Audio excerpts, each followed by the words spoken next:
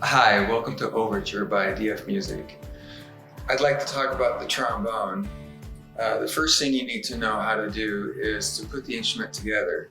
So after you take it out of the case, you put the slide into the bell section and adjust it so that the bell comes somewhat close to the slide, and then turn this so that it tightens the bell down to the slide, and then it's secure and it won't move as you play.